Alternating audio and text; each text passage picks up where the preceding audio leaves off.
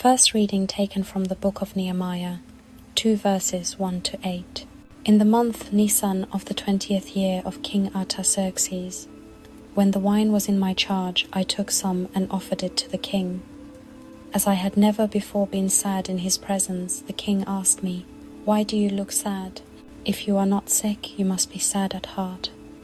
Though I was seized with great fear, I answered the king, "May the king live forever. How could I not look sad when the city where my ancestors are buried lies in ruins, and its gates have been eaten out by fire?" The king asked me, "What is it then that you wish?" I prayed to the God of heaven, and then answered the king, "If it please the king, and if your servant is deserving of your favor, send me to Judah, to the city of my ancestors' graves, to rebuild it." Then the king, and the queen seated beside him, asked me how long my journey would take and when I would return. I set a date that was acceptable to him, and the king agreed that I might go. I asked the king further, "If it please the king, let letters be given to me for the governors of west of Euphrates, that they may afford me safe conduct until I arrive in Judah. Also a letter for Asaph, the keeper of the royal park, that he may give me wood for timbering the gates of the temple citadel, and for the city wall and the house that I shall occupy." The king granted my requests, for the favoring hand of my God was upon me. Responsorial Psalm. Psalm 137, verses 1 to 6.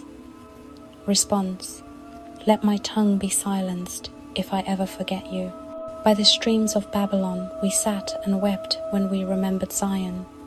On the aspens of that land we hung up our harps. Response. Let my tongue be silenced if I ever forget you.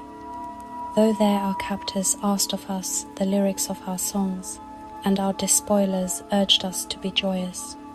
Sing for us the songs of Zion. Response. Let my tongue be silenced if I ever forget you. How could we sing a song of the Lord in a foreign land? If I forget you, Jerusalem, may my right hand be forgotten. Response. Let my tongue be silenced if I ever forget you. May my tongue cleave to my palate if I remember you not, if I place not Jerusalem ahead of my joy. Response. Let my tongue be silenced if I ever forget you. Philippians 3, verses 8 to 9. Alleluia, Alleluia. I consider all things so much rubbish, that I may gain Christ and be found in him. Alleluia. Gospel according to Luke 9 verses 57 to 62. As Jesus and his disciples were proceeding on their journey, someone said to him, "I will follow you wherever you go." Jesus answered him, "Foxes have dens, and birds of the sky have nests, but the Son of Man has nowhere to rest his head."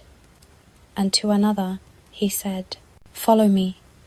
But he replied, "Lord, let me go first and bury my father." But he answered him, "Let the dead bury their dead, but you go and proclaim the kingdom of God." And another said, "I will follow you, Lord, but first let me say farewell to my family at home." Jesus answered him, "No one who sets a hand to the plough and looks to what was left behind is fit for the kingdom of God."